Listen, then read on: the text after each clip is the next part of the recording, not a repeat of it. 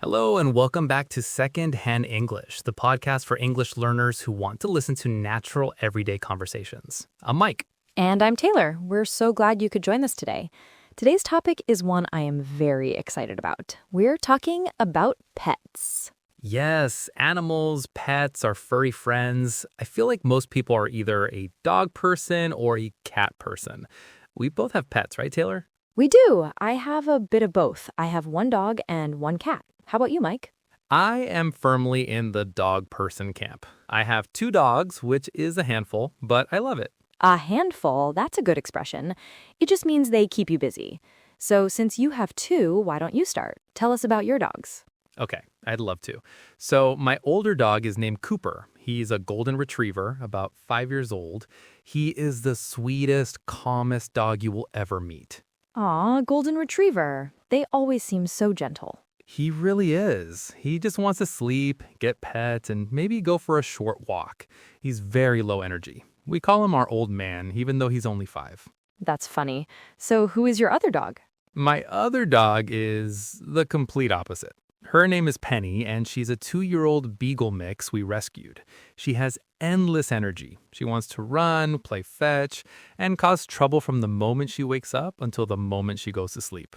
Oh, wow. So you have one couch potato and one little athlete. Exactly. A couch potato is a perfect way to describe Cooper. So how did they get along? It's interesting. Penny is always trying to get Cooper to play. She'll bring him toys, she'll jump around him. And Cooper's not interested? Most of the time, he just looks at her like, can you please calm down? But sometimes, maybe once a day, he'll get up and they'll play together for about 5 minutes. And then he's done. He lies back down and Penny has to find something else to do. That's hilarious. It's like a very patient older brother and his annoying little sister. That is their exact relationship. But they do love each other. They always sleep near each other, which is really sweet to see. But yeah, 2 very different personalities. It's fun when they have their own little personalities. It makes them feel like part of the family. Totally. So enough about my zoo. Tell me about yours.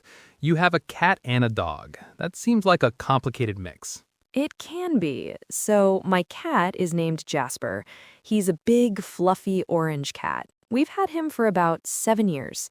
He is the king of the house. Right. He runs the show. That sounds like a cat. He definitely thinks he does. He's very independent. He likes to be pet, but only when he decides it's time. We call it petting by appointment. You can't just go up to him. You have to wait for him to come to you. That's so funny. Petting by appointment. I love that. And what about your dog? So our dog is named Olive. She's a terrier mix, about 3 years old. And she is just pure love and chaos. She's very friendly, very goofy, and wants to be best friends with every person and animal she meets. Including Jasper the cat? Especially Jasper. When we first brought Olive home, she was so excited to have a brother. She just wanted to play with him all the time. And I'm guessing King Jasper was not amused. Not at all. For the first few months, he just hid from her. He would sit on top of the bookshelf and just stare down at her. Mm-hmm. And slowly, very slowly, he started to accept her. Now they're actually friends. I wouldn't say best friends, but they get along. Sometimes I'll even see them sleeping on the same sofa. Not touching, of course. There are boundaries. Well, Jasper came into our lives as this tiny, unbelievably fluffy orange kitten. We got him from a local shelter. For the first 2 days, he was so shy, he just hid under the bed. We had to put his food and water under there with him. I remember lying on the floor, just talking to him softly so he'd get used to my voice. On the 3rd day, he finally crept out, and from that moment on, he decided he owned the place. His whole personality just blossomed. That's such a great story. From hiding under the bed to ruling the house. It's amazing how their personalities emerge. So what's the story with Olive? How did you decide to bring a dog into the mix when you already have the king of the house? It's amazing how they just take over your life, isn't it? So, with these four very different personalities, what does a typical morning look like in your houses? I feel like the start of the day sets the tone. That's so true. Jasper's job is definitely supervisor of naps. He finds the sunniest, most comfortable spot in the house and supervises it to make sure it's up to standard. Olive's job is the head of hospitality. Anyone who walks through the door is her new best friend. The mail carrier has learned to just expect a welcome party of one every day. She'll grab the nearest toy and present it to him as a gift. It's both adorable and a little embarrassing. That's amazing. So he went from hiding from you to ruling over you in just 72 hours. That's a total cat move.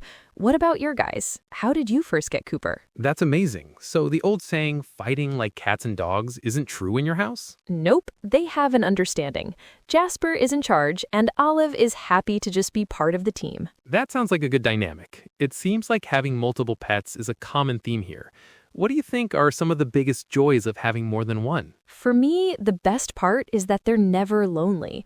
When I have to leave the house, I know they have each other for company. I feel less guilty about leaving them alone. I completely agree. That's a huge one for me too.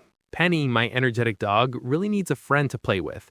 And Cooper, even though he pretends not to like it, benefits from her energy. It keeps him young. Yeah, it's good for them to have that interaction. And honestly, it's just more fun for us. The house feels more alive. There's always something funny or cute happening. True, there's never a dull moment. But we should also talk about the other side. What are some of the challenges? It's not always easy. Right, definitely not. The first thing that comes to mind for me is the cost. Twice the pets means twice the food, twice the vet bills. Ah, the vet bills. Yes, an unexpected trip to the veterinarian can be really expensive. And with two dogs, the chance of that happening doubles. Exactly.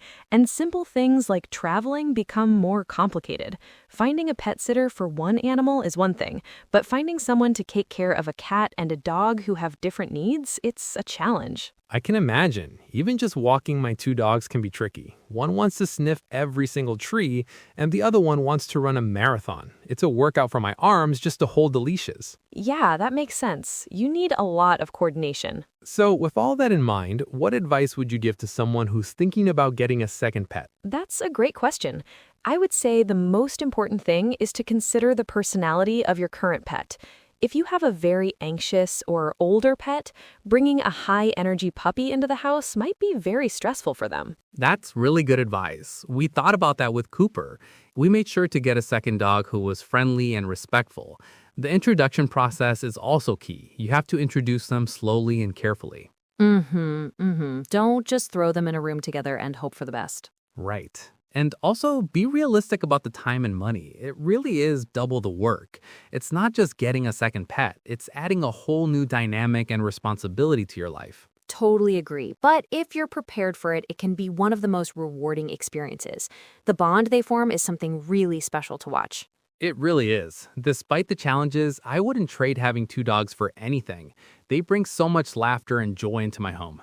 Me too. My little duo, the cat and the dog, they complete our family. Well, this has been a lot of fun. I could talk about my dogs all day. I'm sure our listeners who are pet owners feel the same way. I'm sure they do. We would love to hear about your pets.